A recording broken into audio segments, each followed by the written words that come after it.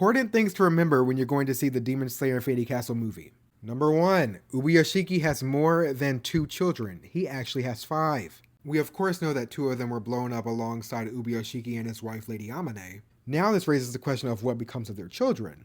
Number 2, the blood demon art used to immobilize Muzan did not belong to Tamayo, but instead belonged to the man back in Asakusa that Muzan had transformed back in episode 7 of season 1. And honestly, this is probably one of my favorite callbacks because it shows that even Muzan, he didn't even think about the demon that he used to get away from Tanjiro at that moment. And because of that, it came back to bite him later on. Now, as for how Tamayo used his blood demon art to actually get to Muzan, well, to actually immobilize Muzan, what she ended up doing is taking blood samples of that man and turning them into something called flesh seeds. And what ended up happening was when those flesh seeds actually came into contact with Muzan, that's what activated the blood demon art. And of course, when it comes to how Tamayo was able to sneak up on Muzan without him noticing, she utilized Yushiro's blood demon art. Number 3, we do not see Nezuko falling into the Infinity Castle because she is not there. Nakime never found her. And the reason for that is because right now she's under the care of Urokodaki, as we saw near the end of season 4, episode 4.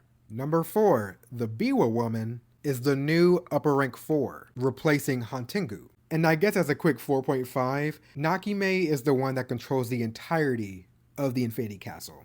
And the reason why I'm bringing this up specifically is because I know some people were under the assumption that Muzan is also capable of controlling the Infinity Castle after the trap that he and Nakime laid in order to trap the Demon Slayers when they were closing in on him in the season finale. But if you remember the little strumming noise,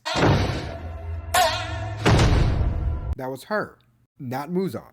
And number 5, which might be the most obvious for all of us, but just to keep us on track, this all is now a race to get Muzan out of the Infinity Castle. Because if you remember, there is no way to kill this man. As Ubuyashiki explained to Gyome, if destroying his head won't work, that means the only thing that can take him down is sunlight. But the issue is, everybody is stuck in the Infinity Castle right now. So priority number 1 is to find Muzan in the Infinity Castle, and number 2 is to drag his ass outside somehow. But the problem is, the longer they take to find Muzan, the longer he has to recuperate. And also, the more at risk Tamayo is, seeing how she's the only one keeping Muzan at bay.